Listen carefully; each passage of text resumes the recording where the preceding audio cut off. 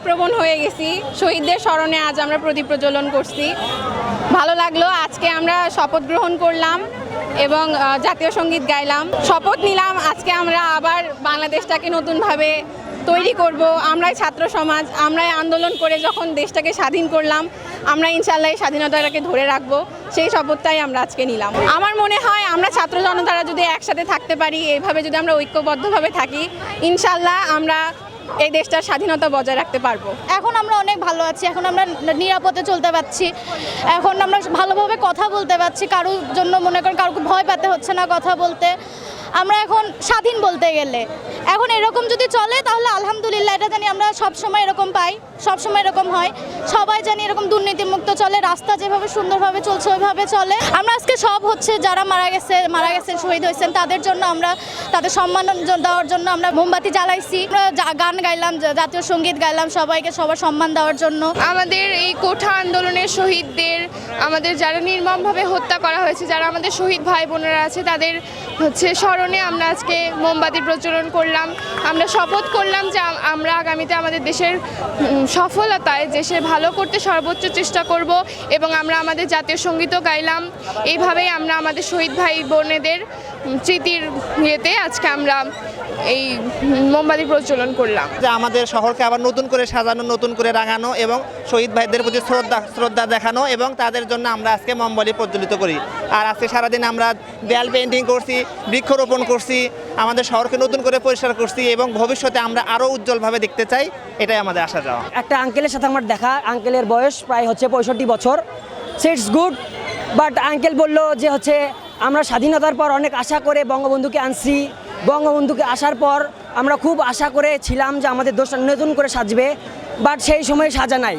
তারপর বঙ্গবন্ধু মারা যাওয়ার পর ওইরা শাসন আসছে, রাজাকারের শাসন আসছে, তারপরেও আঙ্কেলরা ভালো রাজনীতি পায়নি, ভালো গণতন্ত্র পায়নি, ভালো দেশ পায় নাই।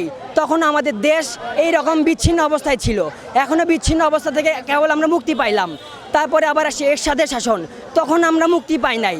তারপরে আসলো বিএনপি শাসন, তখন আমরা সঠিকভাবে মুক্তি পাই নাই।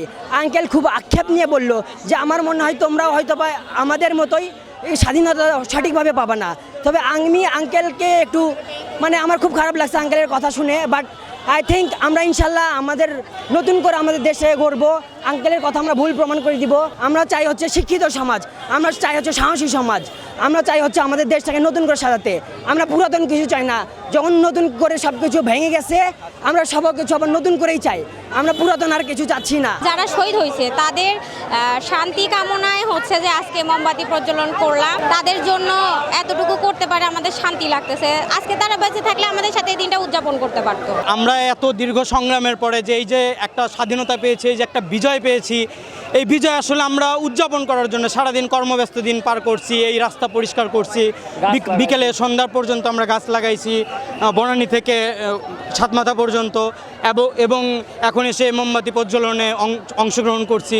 আমরা আসলে আনন্দিত, খুবই আনন্দিত, এতটাই আনন্দিত যে আমরা স্বাধীনভাবে কথা বলতে পারতেছি। আমরা এই যে এত কষ্ট করছি ভাই, আমাদের প্রত্যেকটা ভাই যে শহীদ হয়েছে, এই যে আবু সাইদ ভাই, মুগ্ধ ভাই, আরও যে ফায়াজ ভাই আছে, এটা যে শহীদ হয়েছে, আসলে এদের জন্য আমরা সম্মান রাখতে পারি। আমরা যেন এই দেশকে এমন দেশ রূপান্তর করতে পারি আগামী 1 বছর বা 1.5 বছর পর, যেন উন্নত বিশ্ব আমাদের দেখে চমকে যায়, বুঝতে পারে যে আসলে আমরা কেন চেয়েছিলাম এই স্বাধীনতা, কেন এই বিজয় চেয়েছিলাম, আসলে আমাদের বিজয়টা কেন দরকার ছিল।